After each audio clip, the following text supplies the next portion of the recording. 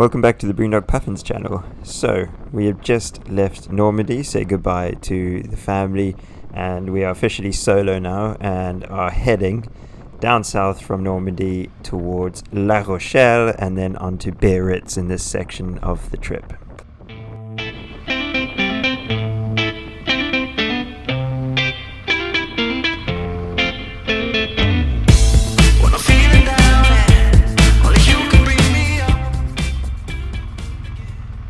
So, our first stop was in La Roche-sur-Yon.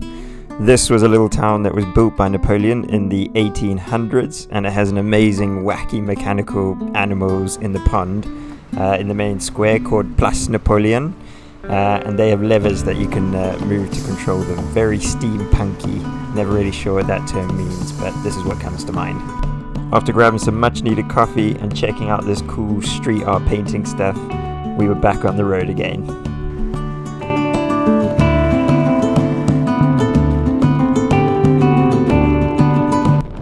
Most of the roads in this section of France, or at least the ones that we were on, were dead straight. So it wasn't particularly fun, not many twisties, but good to just churn up some mileage. That mileage did not last long, unfortunately, because we hit a lot of traffic. Always grateful for these legends that pull over, by the way. But if you've ever been in traffic and filtered when you got a bike with huge panniers and bags and a pillion, you might know that it's not the most fun. So this wasn't one of our favorite times. But this was all worth it when we arrived in La Rochelle. What a cool place this is. We had a quick little drive through trying to find some parking, but it was actually really nice to admire it. Went down one of those weird cobbled streets where you're not sure if you're on a bike path, pedestrian path, or the King's Chariot path, but we managed to go down it. And then we made the grave mistake of going into a car park for quaddles, aka four-wheel folk. So there was no luck here. We had to leave through the barrier by scraping our panniers in between the barrier and the thing here. Nothing to see though, and found some parking to get some lunch.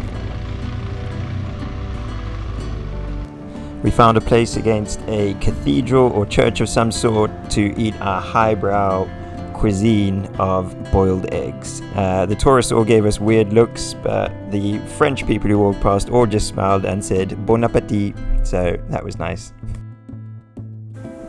La Rochelle, which was found over 1,000 years ago, has an old picturesque port that has been used since medieval times. It has two very iconic towers there, the St. Nicholas Tower and the Tower of the Chain, and they guard the entrance to the harbour and have played crucial roles in the city's defence over the centuries. And I'm also jealous that we didn't park there.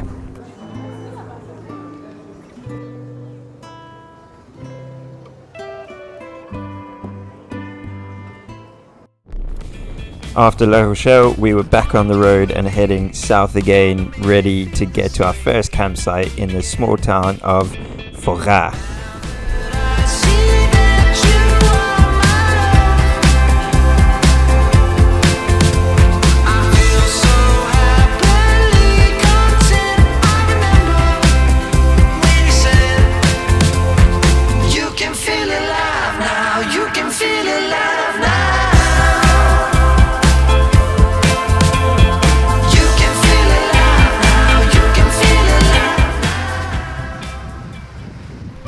After a long day in the saddle and in some pretty hot weather as well, it was amazing to be able to just sit on the beach and just sort of take it all in, unwind, and we were also treated to an absolutely amazing sunset as well in the evening.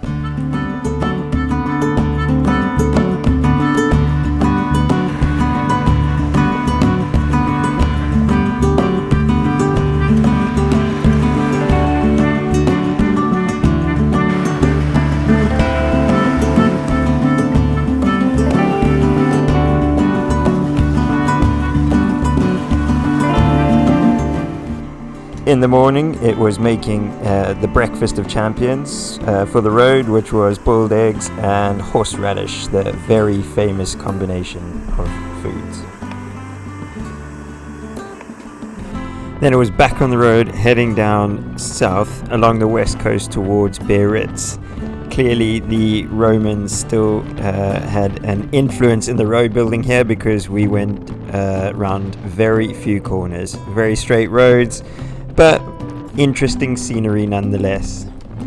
With not much more to be said about that, just sit back, relax, and enjoy this little section of the ride that we did.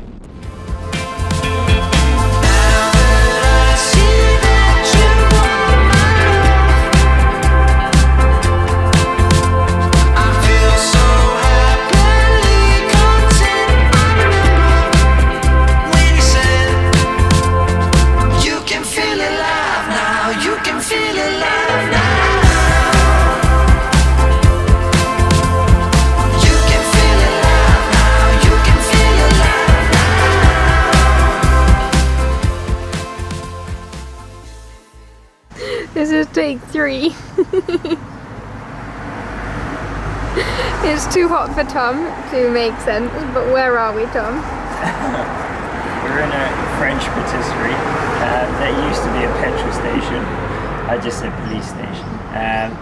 And it looks really, really cool. I love what they've done with it. We've been sitting here for about 20 minutes and we've seen about 1 million French people come out with a minimum of 3 baguettes each. So they really embrace their stereotype of baguette lovers. We are just charging our phones because they both ran out. We're having trouble with the charging of the motorbike. But because of our wonderful solar panel, it's gone from about 10% to about 50% in about 10 minutes or so, which is insane. And we've got about 2 hours left, and it's 30 plus degrees now, so it's starting to get hot out there. So we continued south after this, and we found some vineyards. It's really trippy when you drive alongside them, as you can see in this little clip. After this, we drove across the bridge, the Pont Gustave Eiffel. Again, quite trippy. It crosses the river Dordogne. Sorry about the pronunciation, but yeah, we are officially right near Bordeaux after you've crossed this river.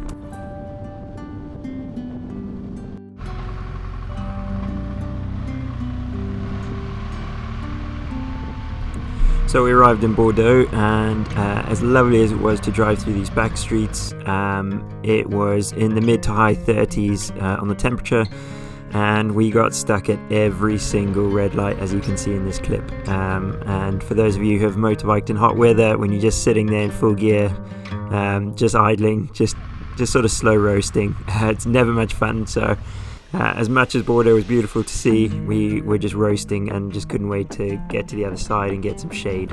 But lovely city, and it was awesome to drive through it.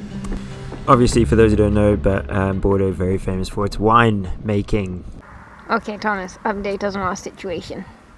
So we are on the outskirts of Bordeaux at the moment. Bordeaux is a lovely city. We drove over the bridge and we could see all of it on the right, and it was lovely. And then we drove through some back streets.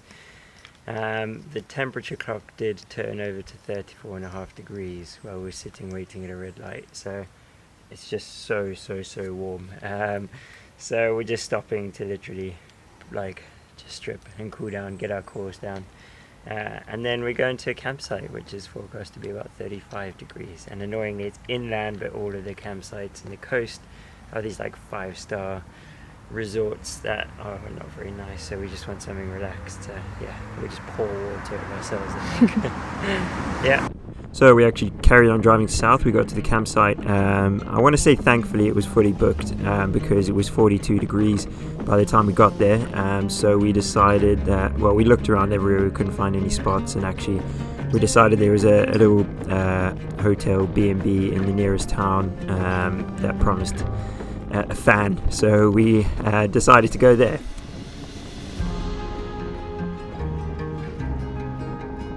So we arrived in the small town of Biscarrosse, which is about halfway between Bordeaux and Biarritz, and we just had some much needed cool down time. Admired the sights of the little town or village and got ourselves a pizza. So all in all, good day, and pretty much glad we avoided the campsite on a day when it was 40 degrees. So yeah, turned out alright.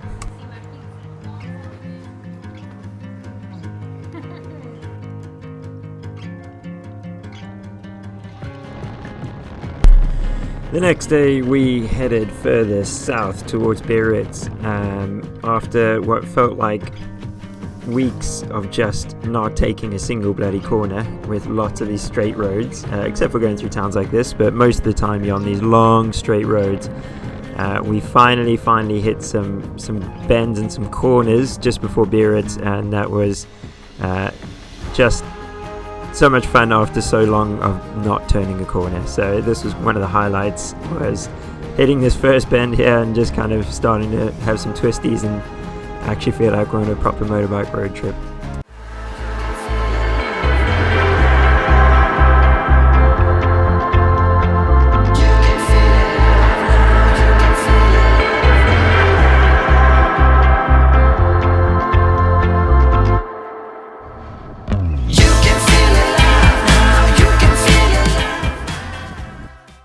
Once we got into the amazing Biarritz, we actually headed through Biarritz and then down to a campsite just south of Biarritz called Camping de la Plage. So aptly named and original, but great little spot if you are looking for a campsite near Biarritz, as it is walking distance from a nice little swimming beach and just has a very cool vibe about it all. So highly recommend it.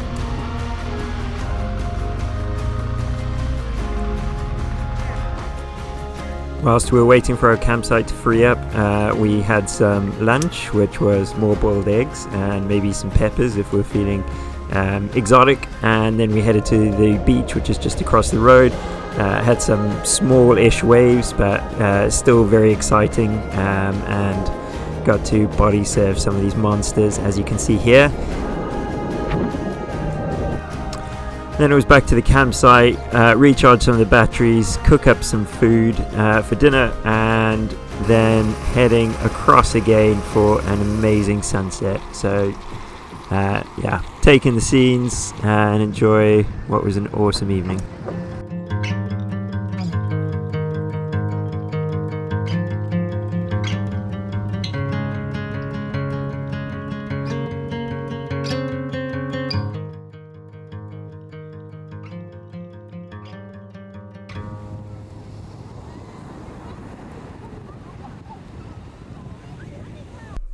And from here we went on to northern Spain, so join us for part 3 as we go across northern Spain. Absolutely incredible scenery there.